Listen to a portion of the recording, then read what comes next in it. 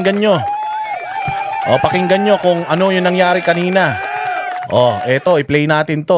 Papaliwanag ni Mike Defensor kung anong nangyari, bakit nawala yung mga senador. Pasok. So, magandang hapon po sa inyo lahat. Una sa lahat, nais kong ipaliwanag yung circumstansya ng pagkikita natin dito. Actually, nagkaroon ng konting, siguro hindi pagkakaintindihan sa mga kasama po natin sa Senado, pero ito po yung talagang patawag ng Senate Blue Ribbon Committee. Kanina, nandito si Senator Robin, Senator Amy Marcos, maging kahapon, dumaan po ang buting Senator Robin Padilla para tingnan at magkaroon ng ocular inspection dito sa ating kinalalagyan sa ngayon. So kung ano man po yung kaguluhan nila, dahil bukas ay special session na ng Senado, pinatawag ng Palasyo.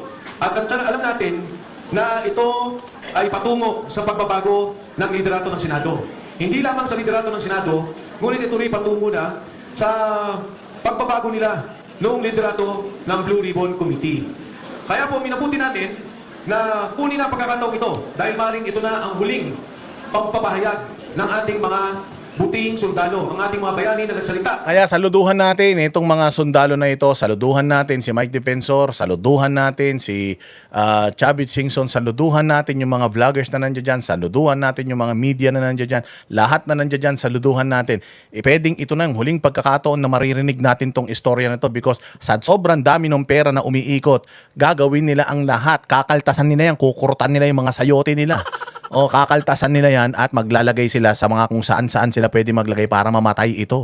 Mamatay, hindi lang itong literal na mamatay itong mga to Matindi ang death threat sa mga ito. Pero yung mamatay itong issue na to, yung matabunan itong issue na to. Palagay ko, kaya sobrang laki ng ninakaw nila na pera para lahat kaya nilang mabili para hindi sila makulong at hindi mapunta sa kanilang istorya. So gagawin nila lahat ng kanilang gagawin. Ngayon, pag-usapan lang natin mabilis na mabilis. Etong sinasabi nila na si Mike Defensor, binayaran ng tagli 5 milyon to. Bakit si Mike Defensor nakatanggap ba siya ng pera galing sa flood control? O let's say for example, binigyan nga niya ng tagli 5 milyon itong mga ito para magsalita. Anong masama doon? Anong masama doon? Hindi naman taga-gobyerno si Mike Defensor. At kung halimbawa, may ipon si Mike Defensor. Si Mike Defensor yan, si Erwin Tulfo nga, ang yaman-yaman 600 plus million ang pera niya Ang kanyang ari-arian at saka pera niya, ganun kalaki. Si Mike Defensor pa mas mayaman yan sa kanya. May mga negosyong lehitimo yan. So kung let's say for example, binayaran niya ng tagli 5 milyon yan, anong masama doon? Galing ba sa pera ng taong bayan yung binayad niya sa mga yan? Kung yung ibinayad niya sa mga halimbawa man, totoo nakatulong sa kanila at lalong nagpalakas ng loob nila para ilabas nila yung mga saloobin nila. Ano naman masama doon? Pero hindi ako naniniwala na binayaran ni Mike Defensor tong mga to. Kasi kung talagang bayaran itong mga sundalo na ito, sa tingin nyo ba hindi nila kayang tapatan yung 5 milyon na offer neto ni Zaldico ni Mike Defensor? Kung halimbawa 5 milyon lang ang offer ni Mike Defensor para dito sa mga to, sigurado ko kayang doblehin yun nung mga magnanakaw. Sino yung mga sinabi diyan? Magnanakaw di umano si Stella Kimbo o sila Tito Soto, Erwin Tulfo. Sa tingin niyo sa laki ng pera na binibigay na tinanggap nila, ilang maliit-maliitang pera yan yung tinanggap nila. Sa tingin niyo hindi nila kayang bayaran itong mga ito? Kung talagang bayaran to, kung ako bayaran ako, putang ina niyan. Sigurado ako kung sino may pinakamalaking perang ibibigay sa akin, yun ang amo ko. Sa tingin ba ninyo kung 5 milyon lang yung binayad nito ni Mike Defensor, sa bawat isa dyan, magkano yung 5 milyon? 5 times 18. Magkano yun? I-mathematics natin para talagang alam ninyo, makita ninyo yung logic ng mga kabobohan nilang mga rebuttals 5 times 18. Magkano? 90 million lang yan. 90 million. Utangin na yan. Isang malitang pera lang yan na ibinigay kay Martin Romualdez, tatahimik na yung mga yan. Hindi ba kung ganun kalaki yung perang tinanggap ni Martin Romualdez galing sa mga ito, do you think hindi niya kayang bayaran itong 18 na ito para hindi magsalita? Kung 90 million, magbayad siya ng doble, 10 million ang isa. 180 million lang ang ibabayad niya, hindi na magsasalita ang mga ito, wala na sanang ebidensya, everybody is happy. So kung yung logic na susundan natin, yung logic nila na bayaran itong mga sundalo na ito, sana hindi na nagsalita ito. Hindi ba? Kung ako, sangkot ako. Kung ako, halimbawa, ako si Stella Kimbo, tumanggap ako ng mali-malitang pera sa bahay ko. Magsasalita itong mga ito. Magkano ba yung ino-offer sa inyo ni Mike Defensor? 5 million. Di gawin kong 10 million, huminto lang yung bibig mo. Wag mo lang ako isumbong. Mano ba naman, bawasan ko, di man aking pera, yung pera man ng taong bayan yun Bawasan ko para din sa total naman. satanas naman ako, di tuloy-tuloy ko na yung pagiging satanas ko, hindi ko na maibabalik tong pera na to, di hatiin na lang natin. Di ba? Kung korap yung mga yan, hindi na yan nagsasalita ngayon. Kung korap yung mga yan at binayaran yan ni Mike Defensor, definitely, kayang bayaran yan ng mas malaking halaga nitong mga inaakusahan nila dito. Inan nyo mga bobo ba kayo? Ang tatangan nyo mag-analyze. Oo, kung ang hihina ng mga kukote ninyo. So, napakalaking imposible. Palagay ko, sila Baligod, sila Mike Defensor, nagtutulong-tulong sila to make ends meet. O ibig sabihin, para mairaos lang yung mga pang-araw-araw ng mga ito. Wala mang mga trabaho ito eh. Kawawa naman ang mga ito. Sinasakripisyo na nila yung buhay nila para sa bayang Pilipinas, para matigil ang korupsyon. Tapos, kahit sangkusing man lang. Sigurado man tayo meron. Mapapakain mo yan. Baka mga pampaaral sa mga anak o pampasustento sa pamilya nila dahil may mga pamilya at mga maliliit na mga anak yan, mga yan. So, hindi naman masama yun. Actually, mga subscribers ko nga, message sa akin, Boss Dada, saan ako pwede magpadala para makatulong ako dito sa 18 Marines kahit magkano lang. Sinabi ko na nga kay Mike Defensor, Boss Mike, bigyan mo nga ako ng account kung saan pwedeng ipadala yung mga gustong, mayayaman kasi itong mga banateros eh. O kung saan gusto nilang ipadala yung tulong nila dito sa mga Marines. Alam nyo ba sabi ni Kong Mike sa akin? Sabihin mo daw dun sa mga gustong tumulong sa kanila, wag muna sila, unahin muna tulungan yung mga nasa Mindanao, yung mga nalindol. O, di ba? Ay, na ganyan sila. Kaya kung gusto nyo mag-donate kayo sa SMNI Foundation. Kasi sigurado ko napupunta yan sa mabuti. Ayaw muna nilang tumanggap dahil okay pa man daw sila. Mayroon bang ganyan na kawatan? Meron bang ganyan na bayaran? Pucha, ikaw na yung magbibigay ng tulong, tinatanggihan pa yung tulong mo.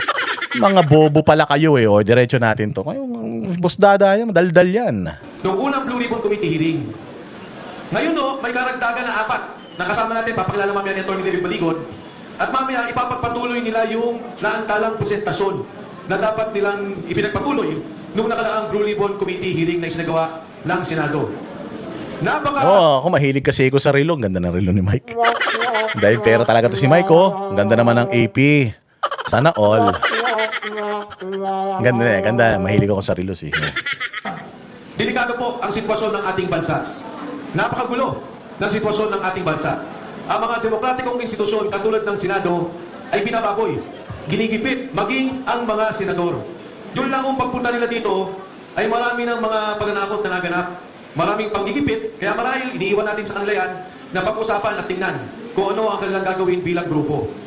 Bagkus, hindi ho dapat mahinto ang paglakas ng katotohanan. Wala naman tayong ibang gusto kung hindi sabihin talaga kung ano ba yung usapin ng pera. Kung ano ba yung usapin ng pondo delivery ng maleta. Kung naalala nyo, halos mag-iisang taon na, etong July, magkakaroon ulit ng SONA ang sabi, imbestigahan, alamin, ang eksaktong salita, maya naman kayo. Ngayon mag-iisang taon na, kaming mga nasa harap ninyo, lahat kami nakasuhan na. Yung mga nagsasalita ng korupsyon, yung mga naglalabas ng katotohanan, ang nakakasuhan. Totoo yun, nauna pa kami magkakaso. Ako, lahat kaming banateros, hindi lang si Jay Guevara, siya lang walang kaso sa amin. Si Jack, ako, si Master Judea, si Paring RJ, si Coach Oli, si Banatbay, mga taga-SMNI, etong 18 Marines, etong sila, lahat kami may kaso. O bakit? Ano ba ginawa? Nagnakaw ba kami sa pera ng taong bayan? Hindi naman. Nagre-react man lang kami sa mga issues ng bayan, kung ano yung balita, yun lang naman nire-reactionan namin, pero may kaso kami. In-interview man lang ng banateros etong mga to, tinanong kung ano yung mga trabaho nila. Kung ano yung mga experiences nila. Bakit kami nakasuhan? Nagkalat ba kami ng peking balita? Hindi naman. Sila naman nagsabi, di naman galing sa bibig namin yung mga pinagsasasabi nila. Anak ng tinapay kayo talaga, ang gulo-gulo nyo eh. Walang hiya kayo. So may mga kaso kami. Tiyangin na. Kakadismiss lang ng kaso ko. 2 kaso na yun kay Torre. Inciting to sedition. Ang ina yan. 2 beses na yun. Tapos, ano pa? Ano pa? Ito pa, yung kay Trillanes pa. Ang iyan hindi naman ako nag-interview sa mga to. Kasama ako sa kaso. Ganyan katindi yung mga gunggong na yan. Kahit hindi ka naman kasali, pero dahil maingay ka, nagsasalita ka, lumalaban ka, ayaw nila nun, mabibisto yung mga kademonyohan nila, putang ina, nakakasuhan ka. Ganun ang ginagawa nila, kalinaw-linaw naman ng sinabi ng Supreme Court na kung ikaw ay taga-gobyerno, may akusasyon sa'yo, o kaya ikaw ay taga-gobyerno, merong reaksyon sa'yo yung mga tao, ayaw nila sa'yo, huwag kang balat sibuyas. Huwag kang iyakin. Tanggapin mo. Kung ayaw sa'yo, baka may ginagawa kang pangit. Kung gusto sa'yo, baka may ginagawa kang maganda. O kung ayaw sa'yo, may ginagawa kang pangit, ayusin mo yung, binago mo na yung sarili mo, yung ginagawa mong pangit, inayos mo, galit pa rin sa'yo, putangin na yan. Ibig sabihin, satanas na yan. Di ba? Yun lang naman yun eh. Oh, mga gunggong kayo. Pero okay lang, laban lang tayo. Kahit gaano karami kaso natin, kahit magastos ang mga abogado, gigising ka ng maaga para pumunta ka sa korte, go lang. Oo, tanginan yan. Kung makulong tayo dahil lang sa pagtatanggol natin sa karapatan ng bawat Pilipino na hindi manakawan, okay lang yan. Oh, it's a badge of honor para sa... Natatakot ba kami? Hindi, no? Neck nyo. Putangin na ninyo. Hindi kayo nakakatakot. Mga matitinong tao pa ba yung matatakot sa mga magnanakaw? Hindi. Dapat yung magnanakaw ang matakot sa tao na gumagawa ng mabuti. Hindi kami natatakot. Oh, malapit na rin naman matapos ang inyong, ang inyong panunungkulan. Hindi naman kayo habang buhay na nandiyan dyan. Doon sa flood control scandal, ang meron lang kaso siguro 6 sa mga kilalang tao. 3 doon, meron pang kasama pa bilang witness o state witness ng Estado. Hindi na pwedeng kasuhan. Oo, totoo yun ha. Mantakin mo, si Bernardo, si Alcantara, putangin na mga magnanakaw sa DPWH yan. Si Martin Romualdez, hanggang ngayon, hindi pa nakakasuhan. May ilang kaso na kaming hinaharap, putangin na niya. Ako, ilan na ang kaso ko? Buisit kayo. Nauna pa kami nakasuhan, hindi naman kami na-delibera ng pera. Mano man lang sana na-delibera na ako, kahit 2 maleta lang, okay lang sana sa akin magkakaso ko, mabayad ko ng mga abogado eh. Putsang ina, hindi na nga kami napadala ng pera, tapos yung mga nagsasalita, yung pa yung kinakasuhan, yung mga nakatanggap ng pera, hindi pa makasuhan eh. O kung ayaw makasuhan yan, pagdasan na natin sa Diyos na mamatay na yung mga yan. Para tapos ang usapan. Wala nang pondong pwedeng kunin sa kanila at mabalik sa kaban ng bayan.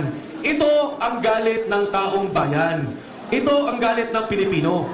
Yung katotohanan, patuloy na ayaw palakasin. Kaya ho, yung sinasabing usapin ng liderato ng Senado, yung sinasabing Constituent Assembly, wala ho yung sa aking palagay at sa palagay ng maraming tao. Ang talagang problema yung Blue Ribbon Committee. Ang talagang problema kung saan tutungo yung flood control scandal. Kaya po sa pagkakataon to, nais ko lang kilalanin, Atty. Harold Pispicio, halika dito.